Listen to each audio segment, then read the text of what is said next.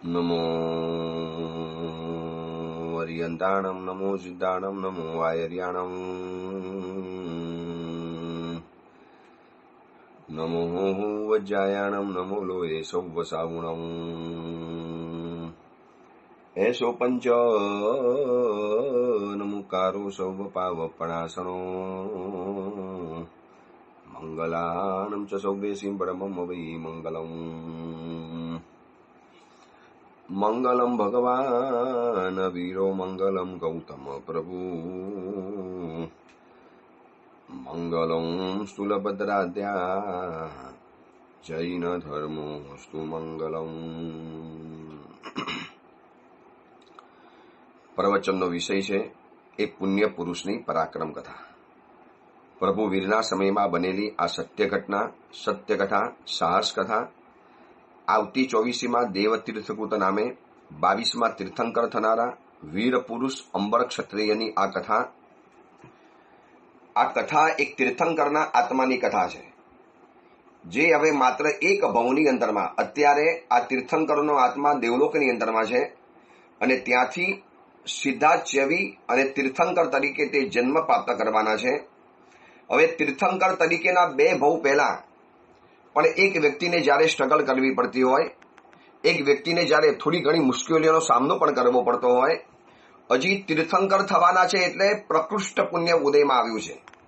સર્વોચ્ચ પ્રકારની પુણ્યની પ્રકૃતિ એટલે તીર્થંકર નામ કર્મ. 6 ઋતુ અનુકૂળ બને, 6 ઋતુ સમકાલે ફલે હરિયંતાજી, 6 ઋતુ સાથે ફરે.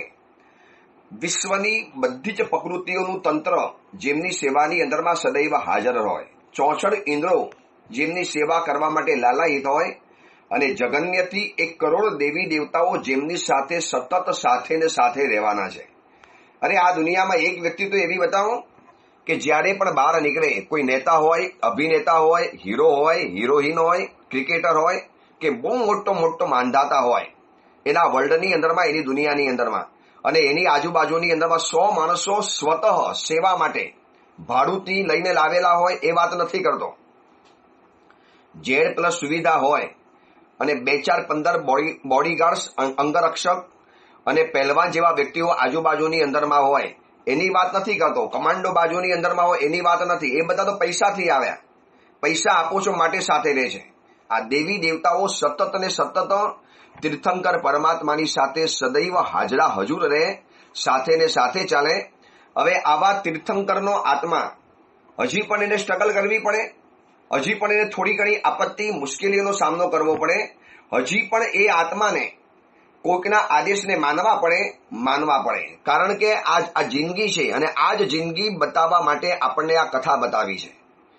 ઘણી વખત જિંદગીની સામે આપણે એટલા બધા સવાલો મૂકી દઈએ છીએ, એટલા બધા સવાલો, આમ કેમ, મને કેમ ના આપ્યું, મને મોડું કેમ મળ્યું, પહેલાને પહેલા કેમ મળી ગયું, એને મારા કરતા વધારે કેમ મળી ગયું, मैं इतना अच्छा था, मैं इतना अच्छा इंसान था, फिर भी मुझे तकलीफ आई. और सामने वाला व्यक्ति बदमाश है, नालायक है, अपात्र है, बिल्कुल अपात्र व्यक्ति है, अयोग्य व्यक्ति है, फिर भी उनको मिल गया. बस આવા બધા કેટલાક સવાલોના ઝંઝાવાતો જે મનમાં ઉભા થાય છે, ત્યારે એવા સમયે વિચારી લેવાનું કે આપણે કોઈ તીર્થંકરના તો આત્મા નથી, કોઈ આપણે 2 ભવની અંદરમાં તીર્થંકર બનવાના છીએ આવું તો કોઈ સુનિશ્ચિત નથી. અરે 2 ભવની વાત છોડો, કેટલા લાખો કરોડો ભવ પછી પણ કદાચ આપણે તીર્થંકર બનીએ કે ન બનીએ એ આપણા માટે બહુ દૂરનો સવાલ છે. અને છતાં પણ જો આપણે જિંદગી સામે ઢગલાબંધ પ્રશ્નો સામે તાકી દેતા હોઈએ, જિંદગી એક જ કહે છે કે તારે મારી સામે સવાલો પૂછવાના નહીં, મારી સામે સવાલો મૂકવાના પણ નહીં, ક્વેશ્ચન મને એક પણ મૂકવાના નહીં, પૂછવાના નહીં. હું જે છું એ બધું એ રીતે ચલાવું છું કે જે તે ગયા ભવની અંદરમાં કર્યું હશે એ પ્રમાણે. બેંકની અંદરમાં ગયા અને કેશિયરની સામે આપણે જે પણ ચેક વગેરે બતાવ્યો અથવા તો જે પણ બતાવ્યું અને એમાં જે રહેલી એમાઉન્ટ એ પ્રમાણે કેશિયર આપણને પૈસા આપશે, તો આપણે એમ કહીશું કેશિયરને કે ભાઈ આટલા પૈસા કેમ આપ્યા, તમારી બેંકમાં તો અબજો રૂપિયા પડેલા છે, તો ખાલી આટલા પૈસા કેમ? કેશિયર કહે છે સાહેબ સવાલ નહીં પૂછવાનો, તમારું જેટલું એમાઉન્ટ છે બસ એટલા પૈસા તમને મળે. તમે ચેકની અંદરમાં જોઈ લો કેટલા પૈસા લખેલા છે, બસ જેટલા લખેલા હોય, ઓનલીની અંદરમાં જેટલા પણ લખેલા હોય, ઓનલી શબ્દ આગળ લખ્યો હોય, પછી લાખ, 2 લાખ, 15 લાખ, 5 કરોડ, 10 કરોડ, 20 કરોડ, અબજ, 2 અબજ, ભલે ને બેંકની અંદરમાં અબજો ખરવો રૂપિયા પડેલા હોય, પણ આપણને એમાઉન્ટ પ્રમાણે પૈસા ચૂકવે છે કેશિયર. અહીંયા કર્મનો કેશિયર, આ જિંદગીનો ઈશારો થાય એટલે આપણને એવી વસ્તુ એ જગ્યાની અંદરમાં તે સમયે પહોંચાડી દે, ત્યારે એની સામે જિંદગી સામે સવાલ કરવાના નહીં. બસ આ કથા આપણને શીખવાડે છે. કેટલા બધા સવાલો આપણે જિંદગી સામે કરી દઈએ છીએ. મને કેમ ન મળ્યું, ક્યારે મળશે, કેવી રીતે મળશે, આટલું બધું કરું છતાં પણ કેમ નથી મળતું, આટલું બધું સારું છતાં પણ મને કેમ નથી મળતું, અરે આપણા કરતા ઓર વધારે સારા હતા છતાં એ લોકો દુઃખી થયા, અને આપણા કરતા ઓર વધારે ખરાબ હતા છતાં પણ એ લોકો સુખી થયા કારણ કે ગયા ભવની અંદરમાં એમાઉન્ટ લખાવીને આવેલા છે. હવે આ ભવની અંદરમાં તમે આમિલ કરો છો, તપસ્વી છો, સારા સાવક સાવિકા છો, સારા સાધુ સાધ્વીજી ભગવંતો છીએ, છતાં પણ શરીરમાં રોગ આવ્યો, બીમારી આવી, આપત્તિ આવી, કોઈક એવી વિચિત્ર અવસ્થા જીવનની સમક્ષ આવી ગઈ, જીવન એમાં ઘેરાઈ ગયું, તો આ બધાને સ્વીકારી લેવાનું, જિંદગી સામે સવાલ કરવાના નહીં. બસ આ જિંદગીને તમે સવાલ પૂછશો એટલે જિંદગી કહી દેશે, દોસ્ત હવે આ જે છે તારું છે, હું તો તને ખાલી આઈનો બતાવું છું. દર્પણની સામે મારો તમારો ચહેરો દેખાય એટલે આપણે દર્પણને એમ નહીં કહેવાનું હું આવો કેમ દેખાવું છું. દોસ્ત તું તારા મોઢાને જોઈ લે, અને દર્પણ તો ખાલી મોઢું બનાવતું નથી, માત્ર મોઢું બતાવે છે. તારો ચહેરો આવો છે, બસ દર્પણે ખાલી બતાવી દીધું. હવે એમાં સુધારો કરવો, ફેરફાર કરવો એ દોસ્ત તારે કરવાનું છે. જિંદગીનું દર્પણ જ્યારે આપણને સામે કંઈક વાસ્તવિકતાઓ બતાવે, એવી પરિસ્થિતિઓ જ્યારે આપણી સમક્ષ રજૂ કરે, ત્યારે એવા સમયની અંદરમાં સવાલ પૂછ્યા કરતા માત્ર મનમાં એવું માની લેવાનું કે મેં જ કરેલું, મારા પૂર્વે કરેલા કર્મો કદાચ આવા હશે, મેં આવું કર્યું હશે માટે મને આ પરિણામ મળ્યું છે. એને હટાવવાની કોશિશ કરવાની, ના નથી પાડતા. રોગ આવ્યો તો દવા પણ કરવાની, ઈલાજ પણ કરવાનો. મુશ્કેલી આવી કોઈ વસ્તુ કે વ્યક્તિ તરફથી તો એનાથી દૂર જવાનું, એને દૂર કરવાની, આ બધું જ કરવાનું છે. પણ હાઈવોય કર્યા વગર સંપૂર્ણ સમાધિ સાથે, મનની સમાધિ સાથે. અત્યારે ત્રિકમનગર શ્રી સંઘની અંદરમાં ચાતુર્માસ ચાલી રહેલું છે, અને એમાં ગ્રંથ લીધો છે સમાધિનો. મનની સમાધિના મહામંત્રો એટલા બધા મનની અંદરમાં ગૂંચવાડા છે, એટલા બધા મનની સામે સવાલો ઉભા થઈ જાય છે, અને એ બધા સવાલોનો જવાબ એક જ છે કે બસ સમાધાન કરતા જાઓ, સમાધિ રાખતા જાઓ. એ સિવાય બીજો કોઈ, આખરમાં કહું છું, પહેલા શરૂઆતમાં કોશિશ કરવાની, ના નથી પાડતો. મરવાનું છે એટલે સ્મશાનમાં અત્યારથી જઈને સુઈ નથી જવાનું. એવી રીતે ચલો બધું થવાનું છે, આવું જ થવાનું છે તો કોશિશ પણ નથી કરવાની. નો, એવું નથી કહેતો. બહુ પ્રેક્ટિકલ આ સમાધિ છે. કોશિશ કરો એ વસ્તુ, વ્યક્તિ, વાતાવરણ એ બધાને સુધારવાની, એનાથી દૂર જવાની, એનાથી અલગ રહેવાની. સમાધિ ન રહેતી હોય તો એનાથી અલગ જઈ રહેવાની. આ બધું જ કરવાની છૂટ. પરંતુ જ્યારે ન થતું હોય, બનતું જ ન હોય, ત્યારે એવા સમયની અંદરમાં એક જ રસ્તો છે કે જે પડ્યું પાનું નિભાવી લેવાનું. આ ગુજરાતીમાં કહે છે ને, જો મિલા ઉસકો સ્વીકાર કર લો. બસ આ એક સ્વીકાર ભાવ તૈયાર કરવા માટે આ કથા આપણને શીખવાડે છે. હવે તીર્થંકરનો આત્મા છે, ત્રીજો આદેશ પરિપૂર્ણ કરવા નીકળ્યા છે. સિંહલ દ્વીપમાં પહોંચી ગયા અને રાજલ દેવીના પરિચયની અંદરમાં આવ્યા. અને રાજલ દેવી નામની સ્ત્રી, યુવાન કન્યા, જ્યારે પોતાને બગીચો કેવી રીતે મળ્યો એની આખી જે વાત બતાવે છે. અને રોજ ત્રિદંડ પર્વત દ્વારા, ત્રિદંડ નામના વૃક્ષ દ્વારા અમે રોજ કૈલાસની યાત્રા કરવા જતા હતા. અને જે લોકો આ પ્રવચન સાંભળે છે એ લોકોને કહી દઉં, આ કૈલાસ એટલે આપણું અષ્ટાપદ છે. આ જ કૈલાસ પર્વતની આજુબાજુની અંદરમાં, કોઈક એવા ભૂભાગની અંદરમાં, કોઈક એવા ખંડની અંદરમાં આ અષ્ટાપદ તીર્થ છુપાયેલું છે. આ પ્રવચન સાંભળ્યા પછી ઘણા લોકોના સવાલો આવ્યા કે ગુરુદેવ, હકીકતની અંદરમાં અષ્ટાપદ ત્યાં જ છે અષ્ટાપદ. અને આખો હિમાલય એટલે કે જાણે કે અષ્ટાપદની એક તલેટી છે. ઇતિહાસ જરા વાંચવો હોય તો વાંચી લેજો. બહુ લાંબી ચોડી અત્યારે વાત કરવાનો સમય નથી. ઘણા રિસર્ચ, ઘણા કાગળિયા, ઘણા લેખ, ઘણી સંશોધનની માહિતીઓ, ઘણા આ બાબતના પુસ્તકો બહાર પડી ગયા છે. તમારે ક્યાંકથી ભંડારોમાંથી પ્રાપ્ત કરી લેવાના, જાણી લેવાનું, ઊંડા ઉતરવું હોય તો. પરંતુ આ કૈલાસ પર્વત ઉપર આજની તારીખમાં પણ કોઈ પગ મૂકી શકતું નથી. આ હકીકત છે. મૂકતા પણ નથી, અને મૂકે છે એ વ્યક્તિને જીવનમાં નુકસાન થાય. કારણ કે ત્યાં સુધી દેવી દેવતાઓ જવા જ નથી દેતા. જે અધિષ્ઠાયક દેવ જે નિમાયેલા છે, ચક્કેશ્વરી દેવી અને ગોમુખ યક્ષ, જે આદિનાથ ભગવાનના અધિષ્ઠાયક દેવી દેવતાઓ છે, અથવા તો અષ્ટાપર તીર્થના અષ્ટાપર પર્વતના અધિષ્ઠાયક દેવી દેવતાઓ ત્યાં સુધી કોઈને જઈ શકતા નથી. આ સ્વદેહે યાત્રા કરવી હોય તો ગૌતમ સ્વામીની જેમ લબ્ધિથી યાત્રા કરવી પડે, અથવા તો કોઈ દેવી દેવતાની સહાય હોય, અથવા તો કોઈક આવા વિશિષ્ટ મંત્રવેત્તા વ્યક્તિઓની સહાય થાય તો જ આપણે કૈલાસ માન સરોવરની અંદરમાં આવેલા અષ્ટાપદ તીર્થની યાત્રા કરી શકીએ.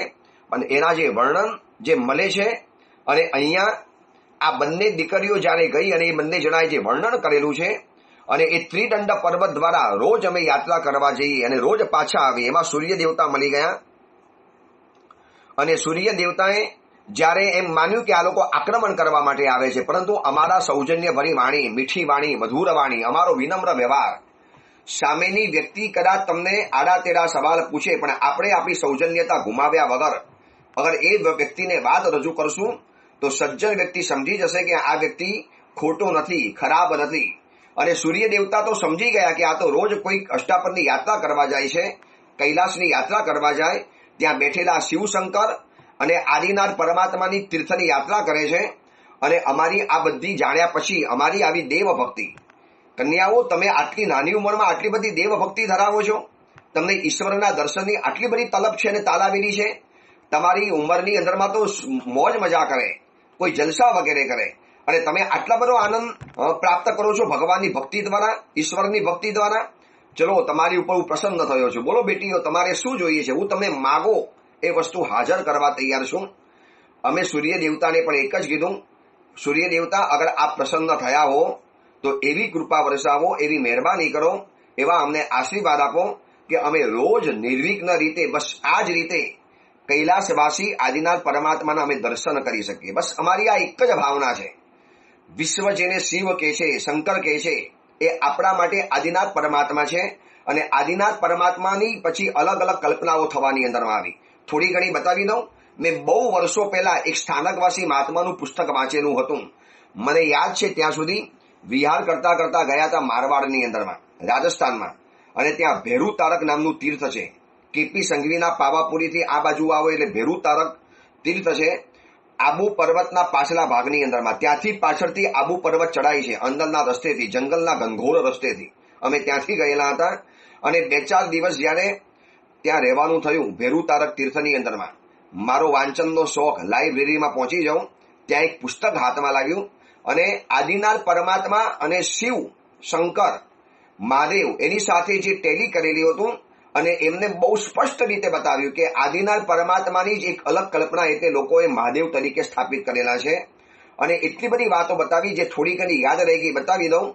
તમે જોજો, શંકર ભગવાનના મસ્તક ઉપર જટા છે, તો આદિનાથ પરમાત્માએ દીક્ષા લીધી વખતે પંચમુષ્ટિ લોચ કરતા હતા, ત્યારે ઇન્દ્ર મહારાજાએ આવી અને અડકાવ્યા કે પ્રભુ આ બે લટ આપની જે ખભા ઉપર જે લડકે છે, પ્રભુ આ બે જટા એટલી સુંદર દેખાય છે, પ્રભુ આપના કાળા ઘુંઘરાના વાળ, આપનો સુવર્ણ રંગી વર્ણ, પ્રભુ અદ્ભુત દેખાય છે, બસ અમને આ જોવાનું બહુ મન થાય, પ્રભુ આપ સુંદર મજાના દેખાવ છો, આપ અમારી વિનંતી માન્ય રાખો. અને પરમાત્માએ પોતાના જટા, પોતાના જે લાંબા લાંબા વાળ, ઘેઘુર વાળ, ભરાવદાર વાળ, કાળા ગુચ્છા જેવા વાળ, એ પ્રભુએ લોચ કરવાના બાકી રાખ્યા, 14 મુષ્ટિ લોચ કર્યો. એટલે જટા એ આદિનાથ ભગવાન સાથે પણ મેળ ખાય છે. હવે શંકરના મંદિરની સામે પોઠિયો હોય છે, વૃષભ, નંદી કહેવાય છે ને. આ નંદી એટલે શું છે? આદિનાથ પરમાત્માનું લંછન પણ નંદી છે, વૃષભ છે, બળદ છે. વૃષભ લંછન જીને શોભતા બોલીએ છીએ ને આપણે, આદિનાથ પરમાત્માનું લંછન છે વૃષભ, અને શંકરની સામે પણ વૃષભ મૂકવાની અંદરમાં આવે છે. હવે બીજી વાત, શંકરને જંગલોમાં રહેનારા બતાવ્યા, સ્મશાનની અંદરમાં રહેનારા બતાવ્યા. તો આદિનાથ પરમાત્માએ જયારે 1000 વર્ષની સાધના કરી ત્યારે પ્રભુ ઘનઘોર જંગલમાં ચાલી ગયા હતા. પ્રભુ ઊંડા ઊંડા જંગલોની અંદરમાં ઉતરી ગયેલા હતા, અને એ રીતે પરમાત્માની સાથે પણ આ વસ્તુ મેચ થાય છે. હવે શંકર ભગવાનની આગળ ત્રિશુલ મૂકવામાં આવે છે. ત્રિશુલ, આ ત્રિશુલ એટલે શું છે? જોજો, એના 3 પાંખ્યા છે. તો જ્ઞાન, દર્શન, ચારિત્ર, દેવ, ગુરુ અને ધર્મ, આ બધી 3 બાબતોને બતાવનારા આ થવાના છે, એવું ત્રિશુલ ધારણ કરવામાં બતાવવામાં આવ્યું છે. એટલે આવી કેટલીક બાબતો બહુ સુટેબલ છે. હવે છેલ્લે બતાવ્યું કે શંકર ભગવાન તો કૈલાસવાસી થઈ ગયા. કૈલાસવાસી થઈ ગયા એટલે આદિનાથ પરમાત્માએ પણ આ જ કૈલાસ પર્વત ઉપર નિર્વાણ પ્રાપ્ત કર્યું, અંતિમ અનશન કર્યું. અને સેંકડો સાધુ સાધ્વીજી ભગવંતો સાથે પ્રભુ અહીંયાથી મોક્ષમાં પધારી ગયા. એ સમયની અંદરમાં અષ્ટાપદમાં જવાના રસ્તા હશે, હિમાલયમાં જવાના રસ્તા હશે, પરંતુ સગર ચક્રવર્તીના દીકરાઓએ જ્યારે અષ્ટાપદ તીર્થની સુરક્ષા કરવા માટે દંડરત્ન દ્વારા જ્યારે આખો ફેરફાર કરી દીધો અને એના કારણે આખા એક ભૌગોલિક અવસ્થામાં ફેરફાર થઈ ગયો. એટલે આજે આટલો બધો બરફ, આટલા બધા હિમાલયના તોફાન, આટલા ઉત્તુંગ શિખરો, આ બધું જ ત્યારથી સર્જાઈ ગયું. એક એક પગથિયું એક એક યોજન લાંબુ છે. આવા 8 પગથિયા એને ચડો વટાવો એટલે છેલ્લે અષ્ટાપદ તીર્થ ઉપર રહેલા જિનાલયો મળતા હોય છે. આ બધો ઇતિહાસ બતાવી લઉં છું બસ. અને પેલી 2 કન્યાઓ એટલે આ રાજલ દેવી પોતે અંબરને કહે છે કે મેં અને ચંદ્રયસાએ સૂર્ય દેવતાની પાસેથી આટલું વરદાન માગી લીધું કે બસ રોજ અમે નિર્વિઘ્ન રીતે અંતરાય પાડ્યા વગર અમે આ મંદિરના દર્શન નથી કરતા ત્યાં સુધી ચેન નથી પડતું. કેટલી અદભુત જિનાલયો, પરમ શાંતિ, દિવ્ય ધામ, દિવ્ય દરબાર. એમ લાગે કે બસ આખી જિંદગી અહીંયા પૂરી કરી લઈએ, સંસારની ઝંઝારમાં જવું જ નથી. એટલી પરમ શાંતિનો અહેસાસ એ ઉત્તુંગ શિખર ઉપર રહેલા સુવર્ણ મંડિત જિનાલયો, રત્નમય પ્રતિમા, 24 તીર્થંકરના પોતાના વર્ણમય પ્રતિમા અને બાકી બધા 98 પુત્રો ભરત ચક્રવર્તી, બ્રાહ્મી સુંદરી, મરુદેવી માતા, નાભી કુલકર, આ બધાની સુંદર મજાની પ્રતિમાઓ. બસ દર્શન કરતા જઈએ, ભક્તિ કરતા જઈએ, નૃત્ય કરતા જઈએ અને એમાં કોઈ પણ જાતનું વિઘ્ન ન આવે. અમારી આવા ભક્તિ પ્રધાન જવાબને સાંભળી સૂર્ય દેવતા ઓર વધારે પ્રસન્ન થયા અને સૂર્ય દેવતાએ રાજકુંવરી ચંદ્રયસાને સરસ મજાનું તિલક આભરણ આપ્યું. એવું તિલક આપ્યું કે જે મસ્તક ઉપર લગાવતાની સાથે એની શોભાની અંદરમાં ઓર વધારે નિખાર આવી જાય એવા આભરણો આપ્યા. અને મને આપ્યો છે આ બગીચો. આ જે બગીચો જે દેખાય છે ને આપને મહાનુભાવ વીર પુરુષ, આપને આ જે મસ્તક ઉપર જે બગીચો દેખાય, જે બગીચાના કારણે આપ મને ચંદ્રયસા માનીને બેઠા, એ બગીચો આપ્યો છે આ સૂર્ય દેવતાએ અમારી આ પરમાત્માની ભક્તિ દ્વારા, આ ઈશ્વરની ભક્તિ દ્વારા. બસ આ જ બગીચો મળવાનું અમારું રહસ્ય છે. આ જ બગીચો જે મળ્યો એનું મેં તમને કારણ બતાવી દીધું, જે તમારી મનની ઝંખના હતી. અને રાજલ દેવી અંબરના રાજ તેજથી, એની સુશીલતાથી, એની સૌજન્યતાથી હકીકતમાં આકર્ષિત થઈ ચૂકેલી હતી.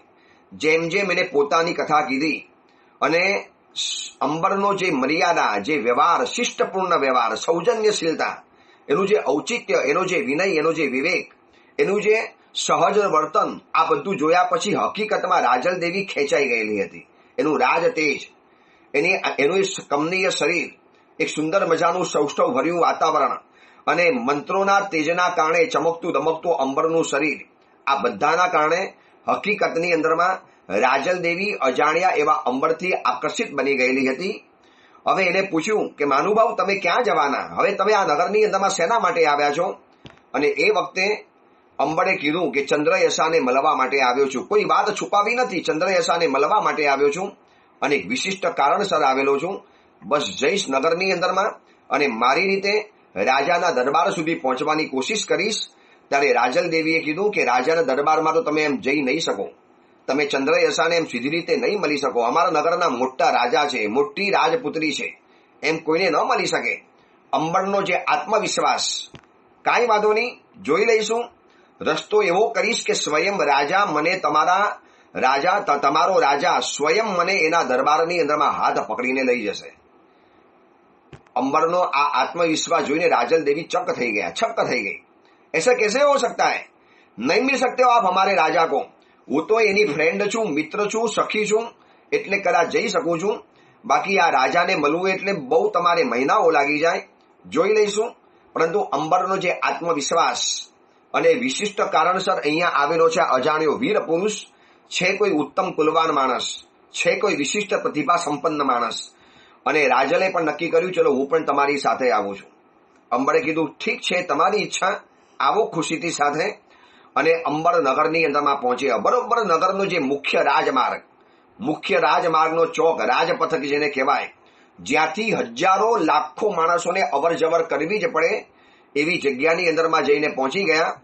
અને અંબરે નક્કી કર્યું કે આ નગરની અંદરમાં જો મારે મારી છાપ ફેલાવી હશે, પ્રભાવ ફેલાવવો હશે અને રાજાના દરબાર સુધી જો મારે મારો અવાજ, મારું વ્યક્તિત્વ પહોંચાડવું હશે તો સ્વયં રાજા અહીંયા ખેંચાઈને આવે એવું કંઈ કરવું પડશે. મંત્રોનો માલિક છે, ધારે એવા રૂપ બનાવી શકે એમ છે. ઇન્દ્રજાલીની વિદ્યા એના હાથની અંદરમાં છે. એવી ઇન્દ્રજાલ દ્વારા એને આખી એક જાલ ઊભી કરી, માયા ઊભી કરી કે પોતાની આખી કથા એક નાટકના સ્વરૂપની અંદરમાં રજૂ કરવાનું એને નક્કી કર્યું. અને એક વાત સમજી રાખજો, સામાન્ય વ્યક્તિમાં સામાન્યમાં પણ સામાન્ય વ્યક્તિ અને શ્રેષ્ઠમાં શ્રેષ્ઠ વ્યક્તિ, આ દરેક જણાને ગીત, સંગીત, નાટક આ બધાનો એક સહજ સ્વ હોય. કોઈક એવા જડ ભરતોને છોડી દો, બાકી લગભગ સામાન્ય વ્યક્તિઓને એક સંગીત વાગતું હશે એટલે એના હાથ પગ ચાલવા મળશે, થોડું ઘણું માથું એનું ડોલવા મળશે. અને એની અંદરમાં જ્યારે વિશિષ્ટ પ્રકારનું નાટક હોય, એવા પ્રકારના વિશિષ્ટ પ્રકારના જ્યારે લય અને તાલની સાથે જ્યારે ગીતગાન અને મુજરા ચાલતા હોય, ભલભલી વ્યક્તિ સમયનું ભાન ભૂલી જાય. અને અંબરે લોકોની આ એક માનસિકતા જાણતા હતા અને એને પોતાનું આખું જીવન ગીત, સંગીત અને નાટક દ્વારા રજૂ કરવાનું નક્કી કર્યું. નગરનો મુખ્ય રસ્તો, 4 રસ્તા, અને એની અંદરમાં એક નટનું રૂપ સ્વીકાર્યું. રાજલ દેવી તો આભી બની ગઈ. આટલા બધા રૂપ પરિવર્તન કરી શકે છે આ માણસ? કોણ છે આ? દેવ છે? કોઈ ઇન્દ્રજાલિક છે? જે છે, પણ રાજલ દેવી હવે એની પાસેથી ખસવા તૈયાર નથી. અને અંબરે જ્યારે નટનું રૂપ ધારણ કર્યું, 2-4 બીજા પોતાની સાથેના સાજિંદાઓ તૈયાર કરી લીધા. એમાંથી એક વ્યક્તિ બનાવ્યો પખવાજ વગાડનારો. જૂના સમયની અંદરમાં પખવાજ આવતા હતા, વાંસળી, વીણા, મૃદંગ, જેમ આજના સમયની અંદરમાં કેસિયો આવે, પછી ઓક્ટોપેડ આવે, પછી ગિટાર વગેરે આવે. એ બધા આજના બધા સંગીતના સાધનો છે. જૂના સમયની અંદરમાં પખવાજ હોય, મંજીરા હોય, મૃદંગ હોય, વીણા હોય, ભેરી હોય, ઝલ્લરી વાગતી હોય. આ બધા જૂના સમયના સંગીતના સાધનો હતા. આ બધાને વગાડનારા પણ એક એક વ્યક્તિઓની વિકુર્ણા કરી દીધી. ઇન્દ્રજાલી દ્વારા સરસ મજાનું સ્ટેજ પણ બનાવી દીધું, સરસ મજાની ઉપર રચના પણ કરી દીધી. રાજલ દેવી તો આભી બની ગઈ કે એને એક સેકન્ડની અંદરમાં કેટલો મોટો એક વિશાળ સમિયાણો ઉભો કરી દીધો. અને વિશાળ નગર, એનો વિશાળ રાજમાર્ગ, અને એના પૂણાની અંદરમાં એને આખું આ એક નાટકની મંડળી શરૂ કરી દીધી.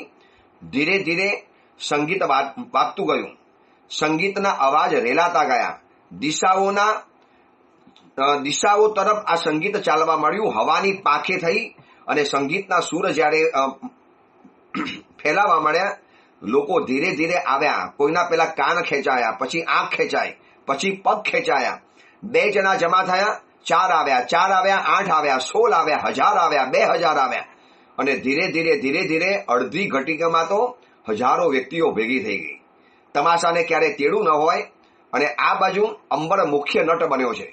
એની જે બોલવાની શૈલી, એની જે બોલવાની રીતભાત, એના જે ભાવભંગીમાં, એના જે અભિનય, એ જે આખી પોતાની કથાને જે વર્ણન કરેલે છે. અને રાજલ દેવી તો મુગ્ધ બનીને જોતી રહી ગઈ.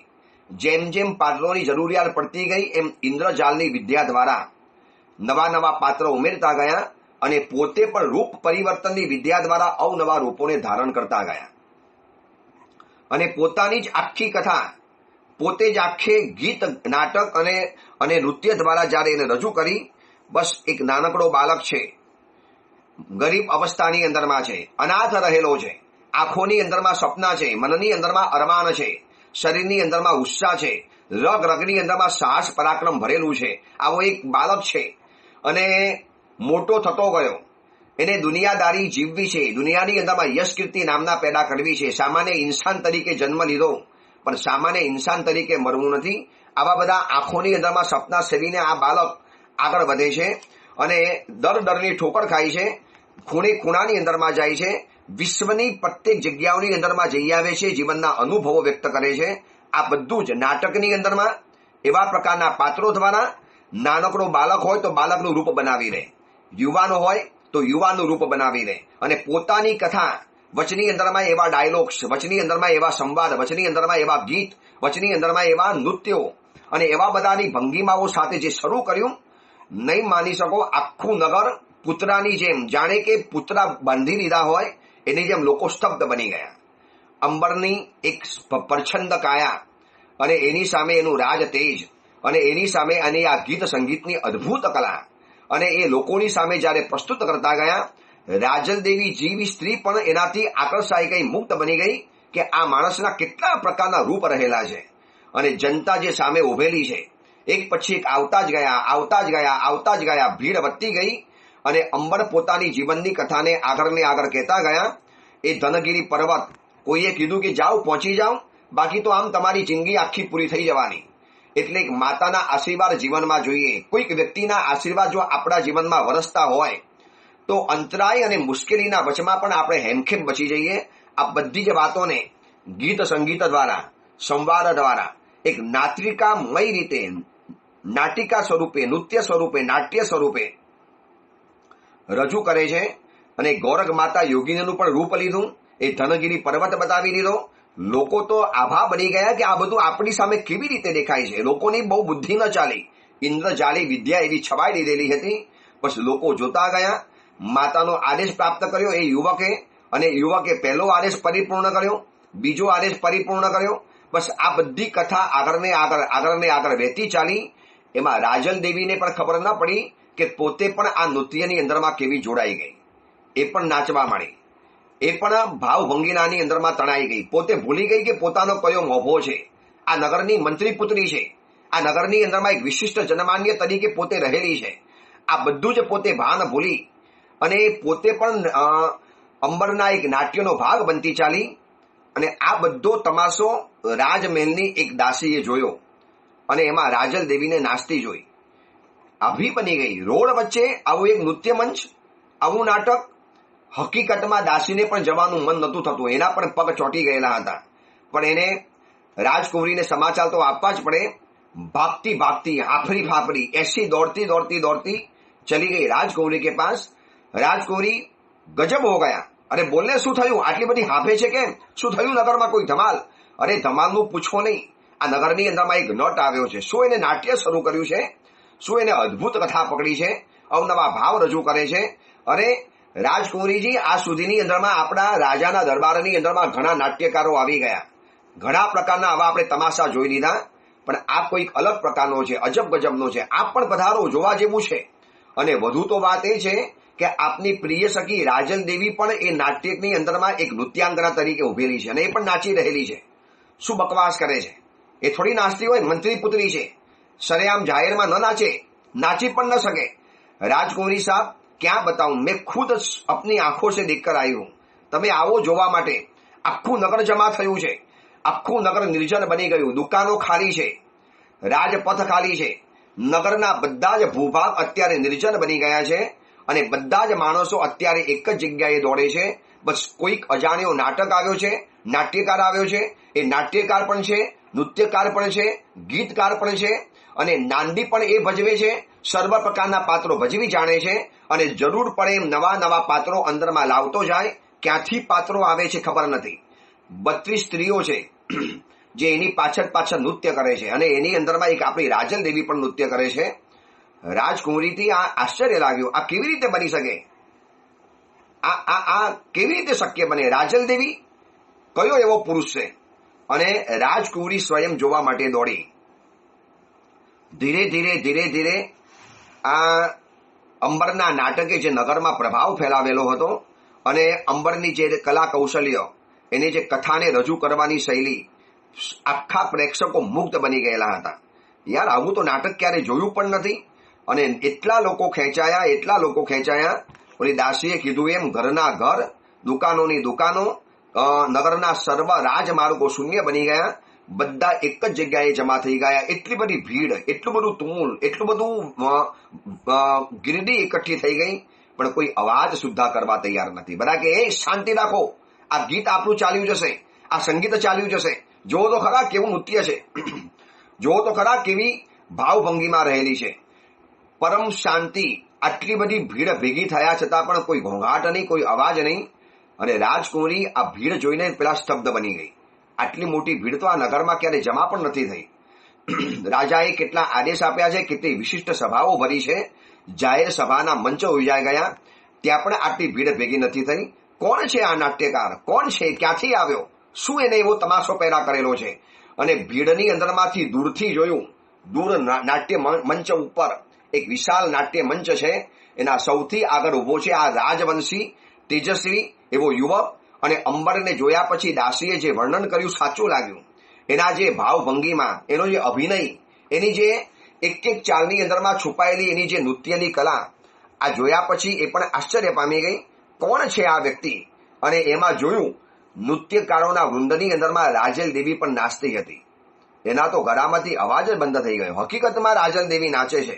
તો આ રાજલ દેવીને કોણે ભોળવી નાખી? કોણ છે આ નૃત્યકાર? અને ભીડને ચીરી અને રાજકુંવરી આગળ વધે છે. રાજકુંવરીને જોઈને લોકો રસ્તો તો આપી દે છે, પણ બધાની નજર છે એક નાટ્ય મંચ ઉપર, અને રાજલ દેવીની સન્મુખ જઈને ઉભી રહી ગઈ, બરોબર નાટ્ય મંચની નજીકની અંદરમાં. અને જઈને રાજલ દેવીને કહે છે કે એ રાજલ, શું છે? તું પોતે નાચે, કેવી રીતે નાચે? શું છે આ બધું? રાજલ દેવી ખૂણાની અંદરમાં આવીને કહે છે કે રાજકુંવરી જોવો, તમને પણ આનંદ થશે, અને હકીકતમાં કહું તમે પણ નાચવા માંડશો. એવું આ નાટ્યકાર છે, એવો આ નૃત્યકાર છે, એવો આ એક વિશિષ્ટ વ્યક્તિ રહેલો છે. પણ કોણ છે કે તો ખરી? હજી એ બધી વાત બતાવે એમાં આ બાજુ કોકે સમાચાર આપ્યા રાજલ દેવીના માતા પિતાને, મંત્રીને, કે તમારી પુત્રી કોઈક અજાણ્યો નાટ્યકાર આવ્યો છે અને એની સાથે નૃત્ય મંચ ઉપર નાટક કરી રહેલી છે. હવે આગળ શું થાય છે, શું હજી વધારે હોહા થાય છે? અને અંબરનો આ જ પ્લાન છે કે કોઈ પણ હિસાબે આ સમાચાર રાજા પાસે પહોંચે અને રાજા અહીંયા ખેંચાઈને આવી જાય. બસ એને રાજ દરબાર સુધી સ્વયં પહોંચવું હતું. કોઈ શેના માટે લઈ જાય? પોતે પોતાની શક્તિ દ્વારા કેમ ન પહોંચે? બસ આના માટે જ આખો એનો આ ઉપક્રમ શરૂ કરેલો છે. હવે આગળ શું થાય છે એ વાત આપણે આવતીકાલે જોઈશું. એ જ મંગલ કામના, મંગલ ભાવના. જીનાજ્ઞા વિરુદ્ધ કાંઈ પણ બોલાયું હોય તો મિચ્છામી દુક્કડમ.